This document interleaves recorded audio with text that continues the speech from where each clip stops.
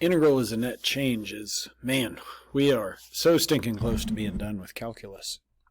Once you get through integral as a net change, there's only really one thing you haven't seen that is going to show up on the AP test, because,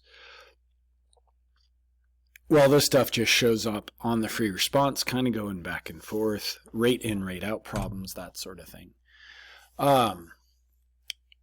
So if you're in my class, you've actually solved application problems using integral to find a net change, also known as an accumulation from a rate. That's really how we start off doing finite approximation, left-hand, right-hand rectangles.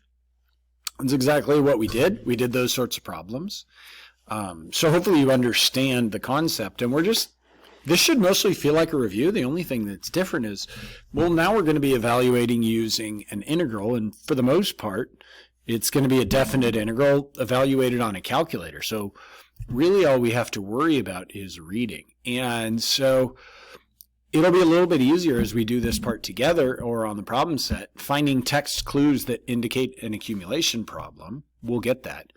But realize that's kind of the main objective, is when you read a free response problem or you recognize something out in the world like, oh, this is a rate, I need to find that underlying accumulation amount. That's really what we're looking for. Okay, so it's just going to be examples then about how to pull this stuff apart. The rate of consumption of rice in a country starting in the year 2000, so that's like time equals 0 is 2000, is modeled by C of t is 3.7 times 1.1 to the power t million bushels per year. How much rice was consumed from the beginning of 2004 through the beginning of 2008. And so the way I like to think about this is, if we put 0 in here, what do we get? We get 3.7 plus 1.1 to the power 0. Anything to the power 0 is 1, so we get 3.7. Let's just call it 4.7. But what do we get? We get 4.7 million bushels per year. And that's not actually what we want. What we want is an amount of bushels. And so, when I do a derivative, I get that extra per year or per hour or per time unit. So I can tell I'm definitely not going to use C, and I'm not going to use C prime. That'd be going in the wrong direction. So maybe a better way to go would be to think of what our answer is going to sound like. And our answer is going to sound like, from 2004 to 2008, some number, who cares, million bushels of rice were consumed. And because this is millions of bushels per year, I guess what I'm kind of imagining is, this is a graph, actually, why don't we make it accurate, because we know what this graph looks like. Bushels per year, right? C of t is a decreasing exponential graph. And the area under that graph, well, would be measured in bushels per year times years, so we would just get bushels. And so all we really have to do is integrate. It said the year 2000 kind of starts at t equals 0. So the definite integral from 4 to 8 of c of t dt. And this is, of course, good enough work. Since c of t was given to us, we just do math 9 in our calculator, and it spits out 21.9292367. And so now, I guess I wouldn't have the blank, but I'd fill in that blank. From 2004 to 2008, 21.9292367 million bushels of rice were consumed. Just as a warning, even if I was told to round, I still always want to write exactly what comes out of my calculator, and then if I have to, down here is where I'll round and say, about how many.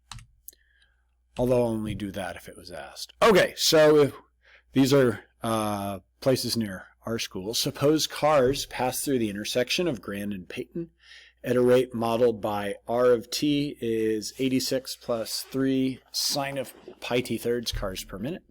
About how many cars would pass through the intersection in half an hour? And again, that's kind of the same thing. This is measured in cars per minute. We know our answer is going to be, whatever it is. 45 cars pass through the intersection in half an hour. And so we're going kind of the wrong way down the derivative chain. We want to find the area under that cars per minute curve. So most people think that's pretty easy. We're just going to integrate from 0 to 30 r of t dt. But notice it doesn't say like the first half an hour or, the 30 minutes starting at noon or something like that. And so I guess the question is, well, why not, 7 to 37? Why not maybe pi to pi plus 30? If you grab your calculator and evaluate, apparently out of order, no matter what, you get 2,580 cars. And so maybe that's just something to watch out for. But I guess the reason I put this in here is to make sure people know, well, what's the period of this function? And the answer is, well, let me back up just so I have some more room. What's the period of r of t? Well, you should know that 86 is just a vertical translation, that 3 is a vertical stretch or just affects the amplitude, however you want to say it. And I know what sine looks like. Sine of x looks like that.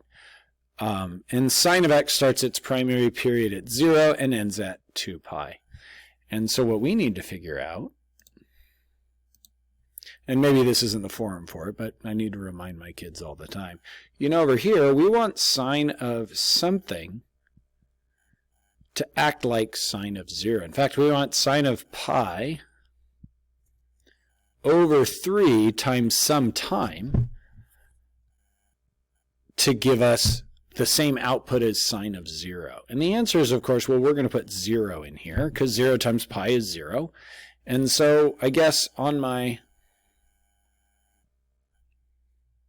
I just have too much going on. So let's just call this time equals 0 here. And my t equals 0, that acts just like 0 on my normal sine curve. And then hopefully this will make more sense. So sine of, let's see, pi times some time over 3 is supposed to act like sine of 2 pi. And so in order to find the period, we just have to figure out what that is. And let's see, something times pi divided by 3, that's going to be 6. So that means this period is actually 6. Hopefully that made sense. Probably not. But anyway, so if you grab your calculator and evaluate each of these, I just think it's fun to write problems like this. It doesn't matter what half hour you choose because, 30 minutes or 30 is a multiple of 6. 2,580 cars. Now, this problem, I've kind of asked the questions so that we build through the kind of thinking that you're going to have to do on the free response. Really, it's the third question or the third task that's the most useful or the most applicable, but whatever. So water is pumped into an underground storage tank at the rate of 8 gallons per minute.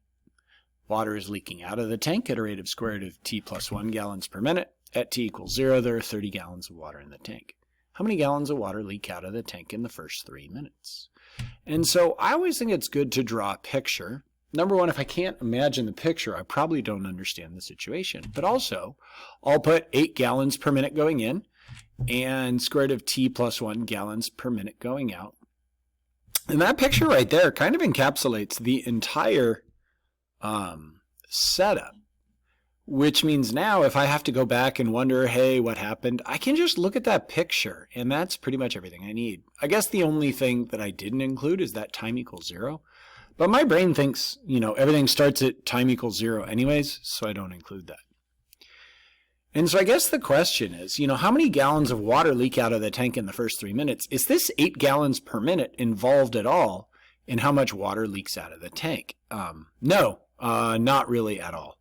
What about this 30 gallons of water that starts? Is that related to how much water leaks out of the tank? Also no. I mean, unless the tank started out as empty or something. But it doesn't. And how many gallons of water leak out? Really, that only has to do with this square root of t plus 1 gallons per minute. But of course, how many gallons of water leak out of the tank? That's going to be, total number of gallons. So again, we're doing an integral. Because, well, what is this? This is t plus 1 is gallons per minute. Remember, that's the height of that function. And dt is a change in time, so that dt is measured in minutes. So the output of this integral is going to be measured in gallons if we think about area under a curve. Come on, get out of here. There we go. Anyways, so put that into your calculator, get 4 2/3. 4 2/3 gallons of water leak out of the tank in the first 3 minutes. We always want to go back and interpret and put our units on. Okay.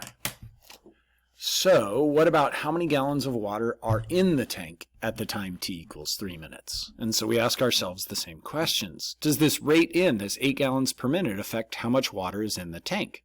Yeah, it does. If that were 10 gallons per minute or 1 gallon per minute, that would obviously change how much water is going to be in the tank. So there's something to do with that 8, but well, we're not going to use that 8 on its own because that 8 gives us gallons per minute and we want gallons, period. So we'll integrate.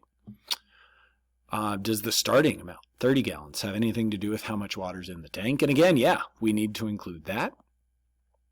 And obviously how much water leaks out of the tank. Well, the rate at which water leaks out of the tank is involved as well. So I like to start out with 30. That starts, the initial amount. And then I guess I'll subtract the piece that we found on the last bit. How much leaks out of the tank in the first 3 minutes? 4 2/3 gallons. But if you can write something using calculus, do it. So when I grab my calculator, I'll write 4 2/3, but I'm always going to write the integral if I can. And then what about this 8? Same sort of thing. We could write 8 times 3. We know 8 gallons per minute, 3 minutes. But man, that looks so much fancier and more calculus-y. Your job is to show what you know. The definite integral from 0 to 3 of 8 dt is going to give us 24 gallons added. So we put that into our calculator. And we find out at time equals 3 minutes. And we like that word at to indicate a precise moment in time, not a span. 49 1/3 gallons of water are in the tank. So the last problem is the one that you'll really have to do on your own, and that is writing an expression for the number of gallons in the water in the tank at any time t, which is really related to the number of gallons of water in the tank at t equals 3. So this is not the answer, and we shouldn't write it, but I'm on a new slide, so whatever. So what we're going to write obviously still involves 30, still involves an integral of that square root of t plus 1, and still involves an integral of 8, that rate in. But, what do we need to change? We need to change this upper bound to be t. But if the upper bound is t, that means we can't have t's in our function, so we'd have to change those to x's. So we would write 30 minus the integral from 0 to t of the square root of x plus 1 dx plus the integral from 0 to t of 8 dx. We need what's called a dummy variable. I feel like that's something I should have a complete separate video on. I'm going to write myself a note.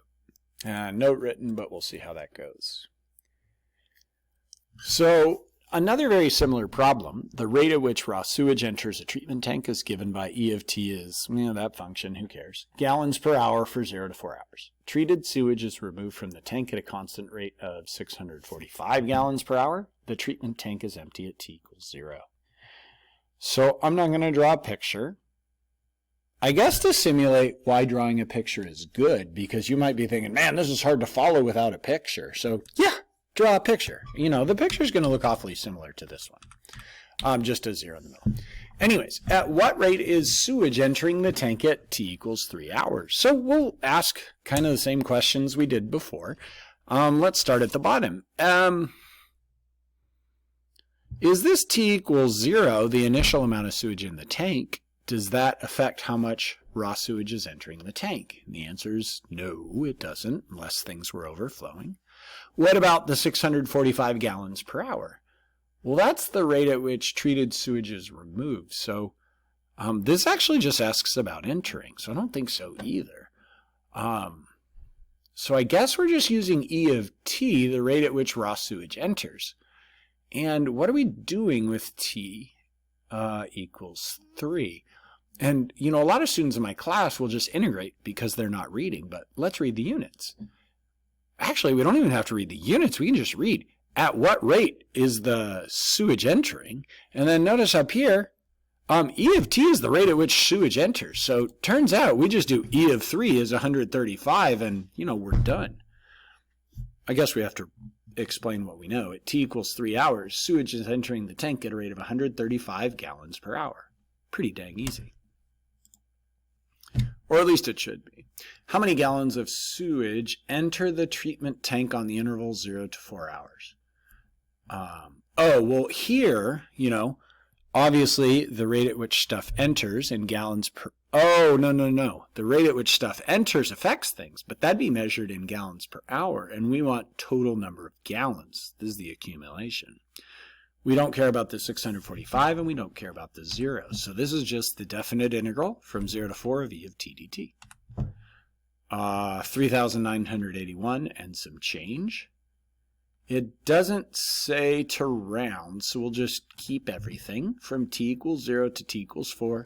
3,981.0225458 gallons enter the treatment tank. All right, last one. How many gallons of sewage are in the tank at t equals 3 hours? Well, how many gallons are in the tank? That e of t, the rate at which stuff enters, feels like it's involved. Does the rate at which sewage is removed affect how much sewage is in the tank? I think so.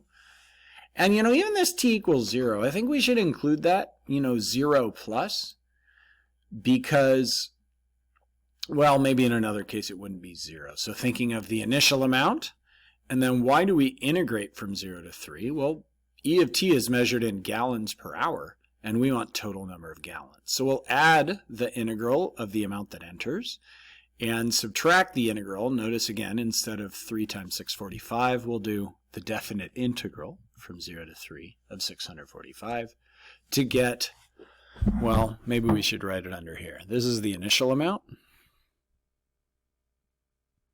plus the amount entered minus the amount removed.